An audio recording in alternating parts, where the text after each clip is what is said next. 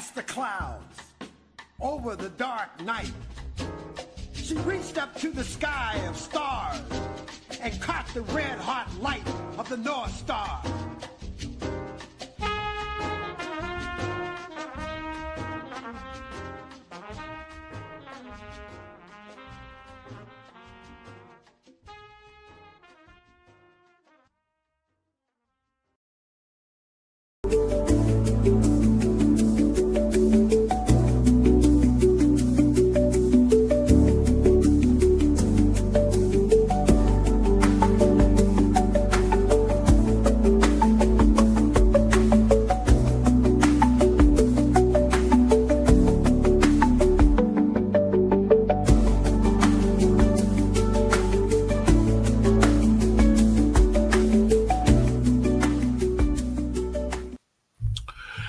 Well, greetings and welcome back as always. Thank you all so much for joining me.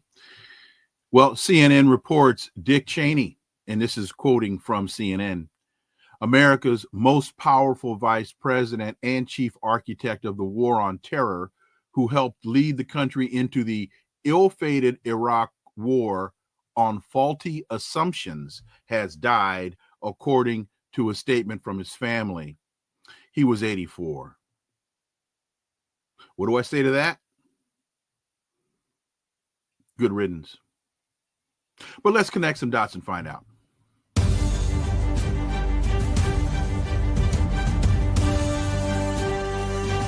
Connecting the Dots with Dr. Wilmer Leon, where the analysis of politics, culture, and history converge. Welcome to the Connecting the Dots podcast with Dr. Wilmer Leon, and I am Wilmer Leon. With each show, usually it's my guests and I, but today it's just me.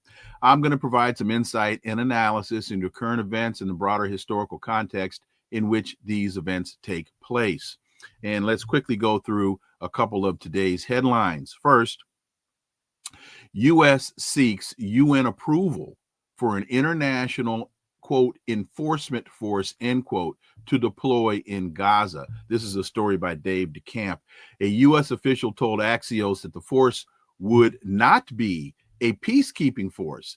The U.S. has circulated a draft resolution with several UN Security Council members that would establish an international force in Gaza that would have a mandate for at least 2 years. This was originally reported in Axios. A U.S. official said that the International Security Force, or the ISF, would be an, quote, enforcement force, not a peacekeeping force, end quote. The resolution would give the U.S. and other participating countries the authority to govern Gaza and be responsible for security in the Strip through the end of 2027, with the possibility of extending the mission. Where are the interests of the Palestinians addressed in this so-called plan? You can't solve the problem without addressing the right of return, Palestinian sovereignty, and accountability for those who masterminded the genocide. So all they're really doing at this point, apparently, is replacing oppressive IDF forces with an oppressive international force. Again, it's an enforcement force. What are they enforcing? It's not a peacekeeping force. That, to me, is an incredibly important distinction. UK supplies Ukraine with more Storm Shadow missiles for strikes inside Russia. And the Ukraine needs U.S. targeting data to fire the missiles. That's a very important element here.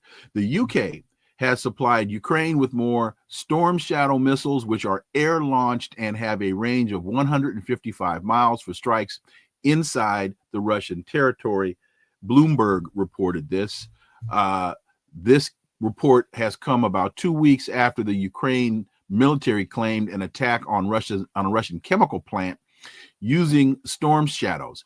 And now this is important because if you go back to Medvedev and some of the other spokespeople for the Russian government, they've made it very clear that even though the weapons that are being used against Russian forces are coming from other countries, if the United States has to be involved in using, in implementing, in coordinating those weapons, they will hold the United States accountable. So basically what they're saying here is you can't proxy this thing anymore. They're going to hold the United States directly accountable for damage done. That's a very, very bad sign. And finally, the Gray Zone has reported AI drones used in Gaza are now surveilling American cities. Immediately after October 7th, a little-known company shipped over 100 reconnaissance drones to Israel for use in its siege on Gaza. Having been battle-tested on the Palestinian civilians, the UAVs are now being used to surveil across the United States. And remember, we've said on this program a number of times that in so many instances, a number of weapons that are used in the oppression and the genocide of Palestinians do find their way to our shores. And not only the weapons, but the tactics. So an AI-powered quadcopter used by the IDF to commit genocide in Gaza. They're flying over American cities, surveilling protesters, and automatically uploading millions of images to an evidence database. And I'm trying to, there is, I think I'm going to get into that a little later. So the company, which is called Skydio, Skydio, Skydio, is using these across the United States, and the extent to which their usage has grown in just a few years is extraordinary. The company has contracts with more than 800 law enforcement and security agencies across the country, up from 320 in March of last year. So, this is what I was looking for.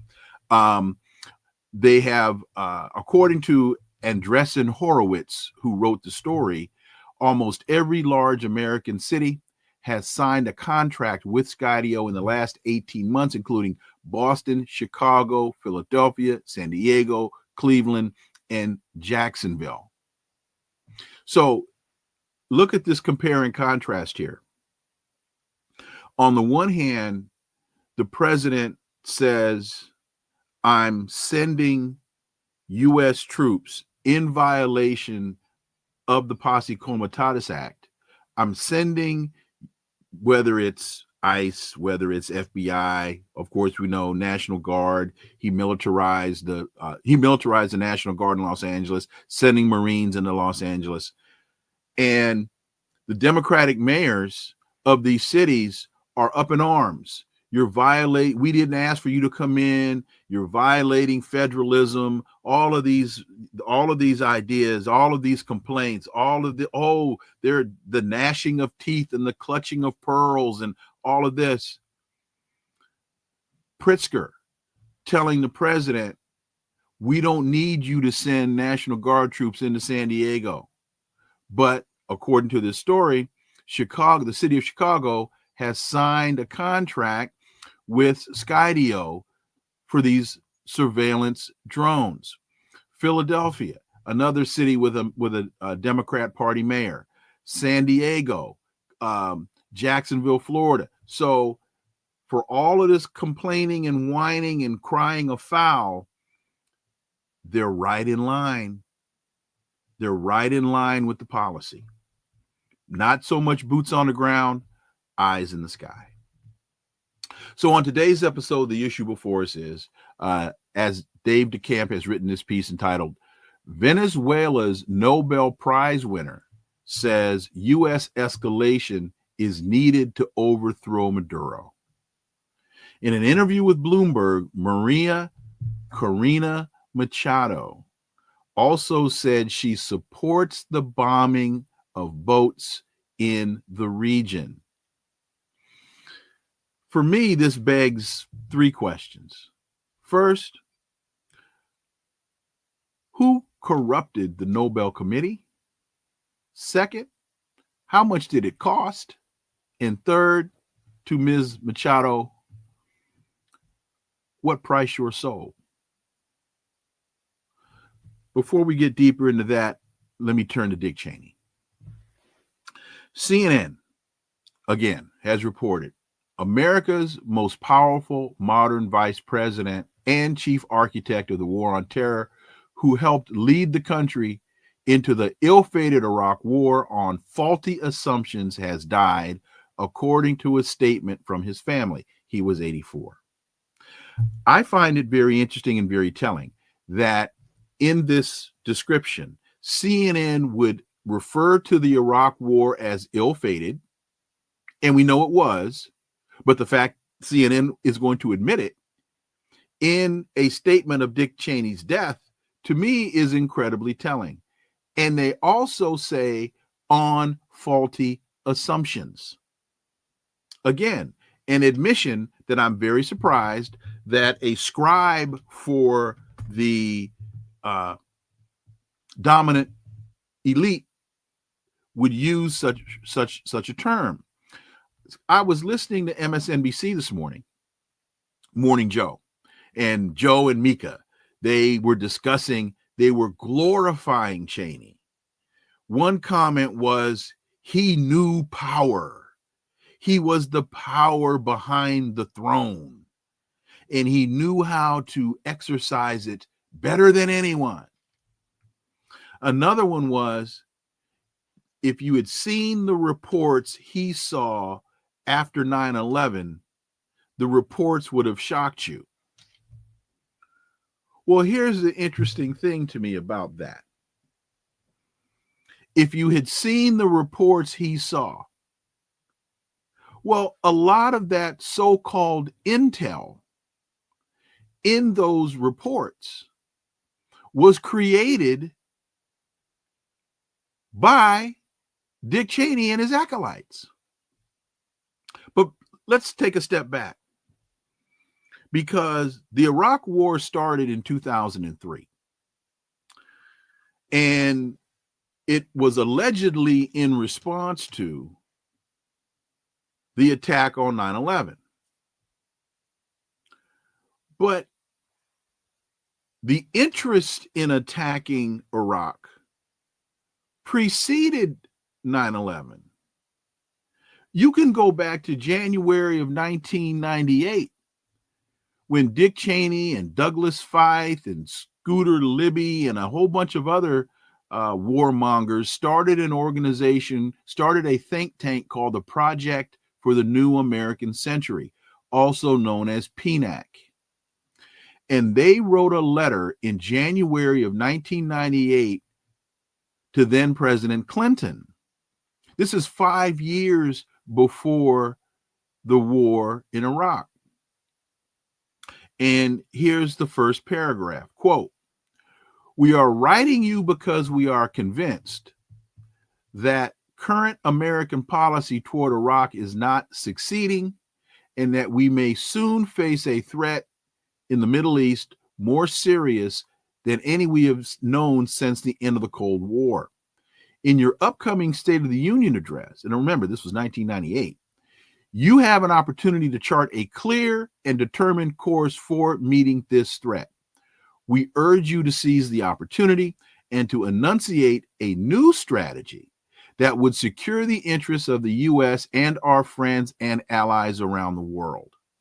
That strategy should aim, above all, at the removal of Saddam Hussein's regime from power. We stand ready to offer full support in this difficult but necessary endeavor," end quote. So in 1998, Dick Cheney, and let me see if I can quickly tell you who some of these other signatories to the, I lost it, to the to the letter were. Because, folks, this was no coincidence. So you're dealing with Elliot Abrams. Name sound familiar? Richard Armitage. Name sound familiar? Bill Bennett, John Bolton, Francis Fukuyama, Robert Kagan. I think his wife helped to overthrow the regime, the democratically elected government in Ukraine.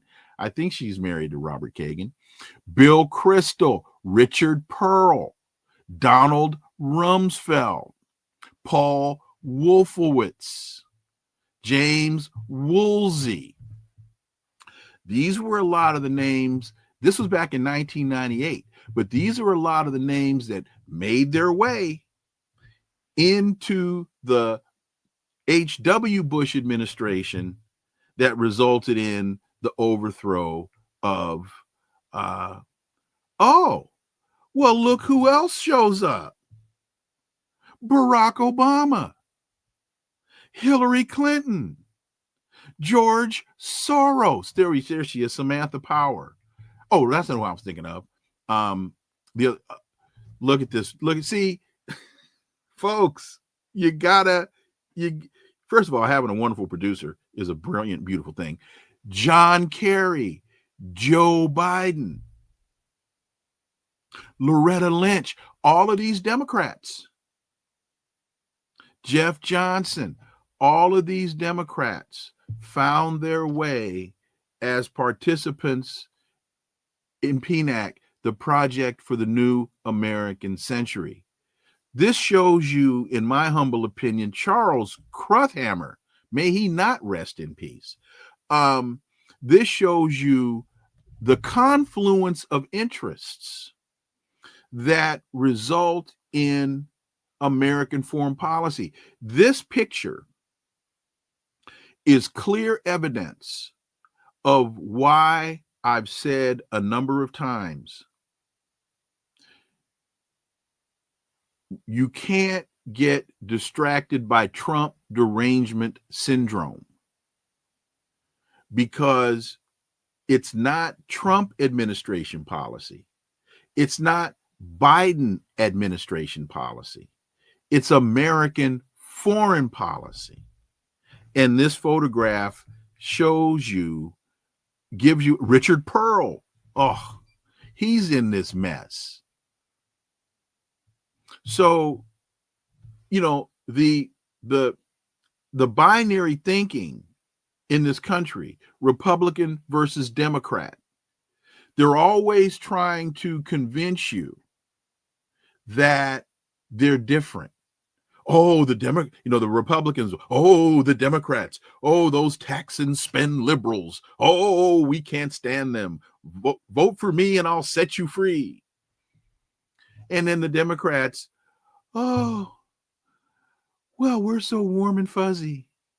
Oh, we're all about social programs and feeding babies and bathing with puppies. And no, they're all part of the same machination.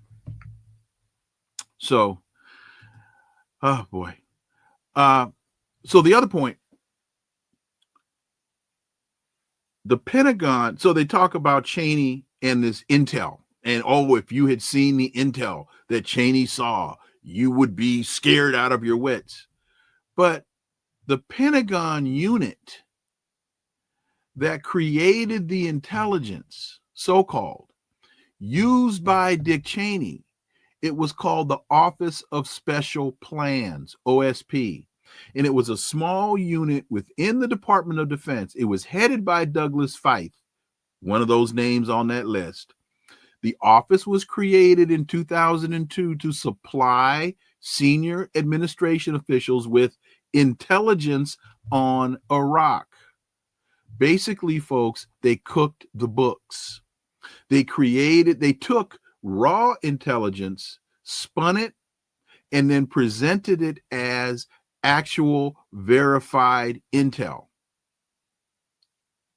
And it was more in line, and this is the key point here. The information that came out of the Office of Special Plans was more in line with policy views, policy agendas, and objectives than with what the intelligence community actually assessed. That's very important. Remember Dick Cheney's fake letter about yellow cake uranium coming from Niger? Remember that lie? Remember the lie about Saddam and Osama bin Laden working in concert, even though all intel told you they were absolute enemies? So as over the next few days, you watch the news, you listen to the assessment of Dick Cheney, and all they're going to do is wrap him in the flag and tell you how wonderful of a person he was. And he was somebody that stuck to the policy no matter what the politics said. That's something that Joe Scarborough said this morning. But see, remember now, Joe Scarborough is married to who?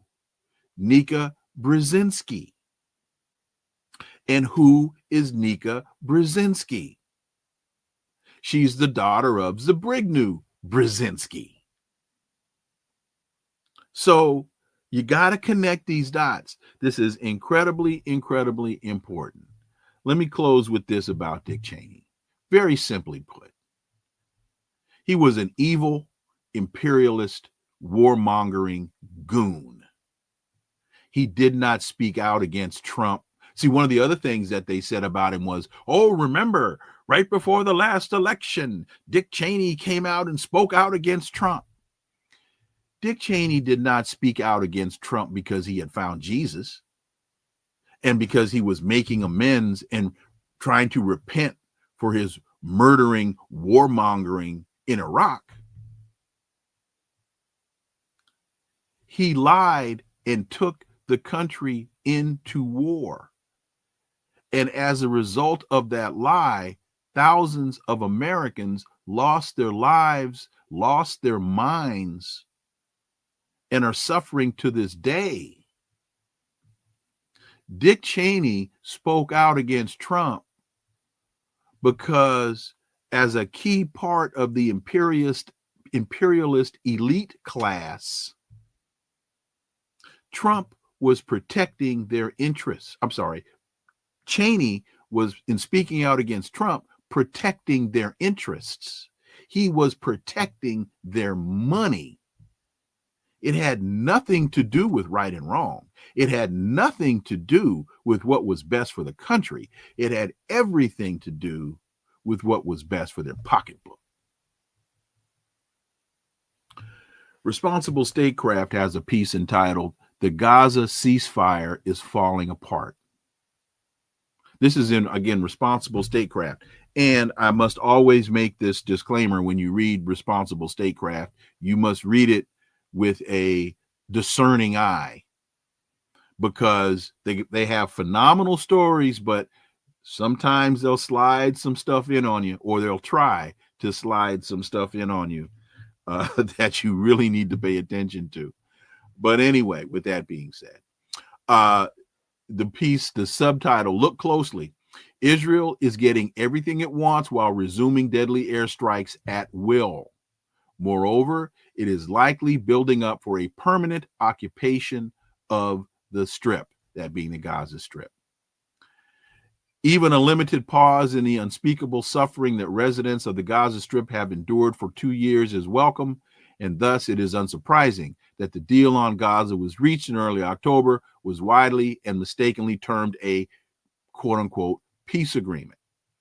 The deal was instead a prisoner exchange and limited ceasefire. It came about because the slaughter and starvation of Gazans had gone so far that Hamas was willing to give up its scant leverage in the form of the remaining Israeli hostages. With their release, Netanyahu removed the main immediate domestic source of opposition to his policies, while the IDF got a need break before resuming operations. Now, even the ceasefire is falling apart less than a month after it began. This also is unsurprising, given that Israel has shown no sign of abandoning objectives that involve the subjugation or elimination of Palestinians, and that has pursued largely through armed force. To the story I mentioned in the open, or that I said was the primary issue, Venezuela's Nobel Prize winner says U.S. escalation is needed to overthrow Maduro. In an interview with Bloomberg, Maria Corina Machado also said she supports the U.S. bombing boats in the region. You know, when it was announced that the Nobel Committee had given her this prize, and I'll say given it to her because she damn sure didn't win it, didn't earn it, doesn't deserve it, and it should be retracted or taken back, repealed, however you take back a Nobel Prize. I said that they were doing this, one of the reasons that they were doing this was to use her as the face for rationalizing regime change in Venezuela. If you can get a Venezuelan, and they do the same thing in the Black community with so many of our so-called leaders, if you can get a Venezuelan to speak in favor of the regime change policy, it gives the policy a little more legitimacy in the eyes of the general public. And then when you are able, in finding that Venezuelan, to be able to then say it's a Nobel laureate who is advocating war, well, all of a sudden it softens the war, the perception of the war. All of a sudden it's not so odorous, it's not so offensive, because you have a Peace Prize laureate who's validating the atrocity. So the atrocity is much less atrocious. That's why now the title is Venezuela's Nobel Prize winner says U.S. escalation is needed to overthrow Maduro. When the so-called peace activist, Peace Prize winner calls for war, it's a little more acceptable. It's a little more palatable. It's a little more easy. It's a little easier to digest. So it was a scheme from Jump Street. It was a scheme from the get-go. It was a scheme from the tip-off at the first whistle. The fix was in. And that's why you have to ask the question, how much did this cost? Who paid for it? And Maria Corina Machado, what price your soul? You sold out your own people. In the words of that brilliant, brilliant African-American philosopher, James Brown, you sold me out for chicken change. Told me you had it. You had it all arranged. Remember the big payback? Anyway, and I tie that to this. Well, let me tie that to this. The administration just admitted war powers don't cover Trump's Caribbean murder spree. Thomas Knapp in antiwar.com. Quote, a top Justice Department lawyer, end quote. According to the Washington Post reports, Trump told, or the lawyer told lawmakers that the Trump administration can continue its lethal strikes against alleged drug traffickers in Latin America and is not bound by a decades-old law requiring Congress to give approval for ongoing hostilities. Ongoing hostilities.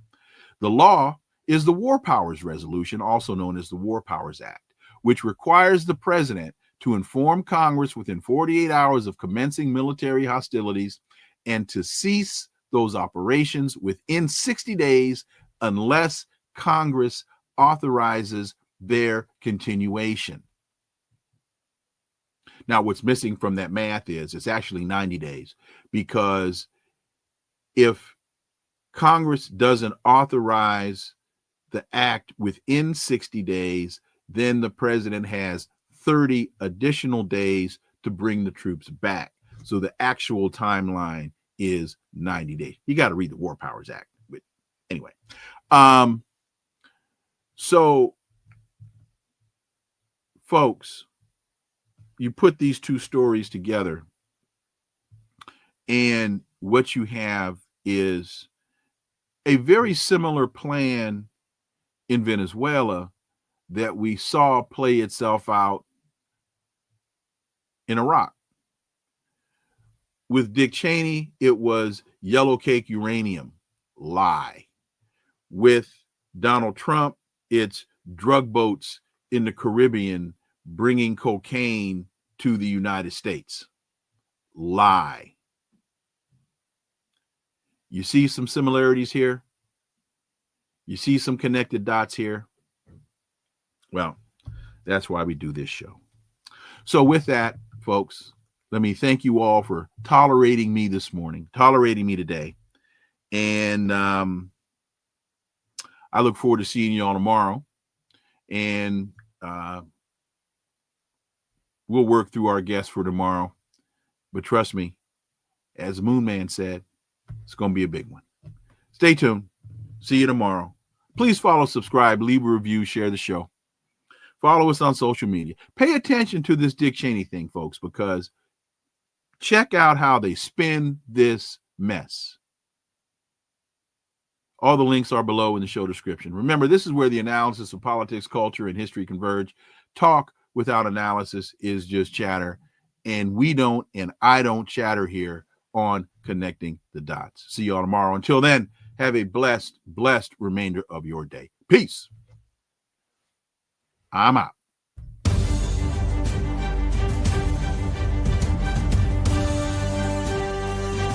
Connecting the Dots with Dr. Wilmer Leon, where the analysis of politics, culture, and history converge.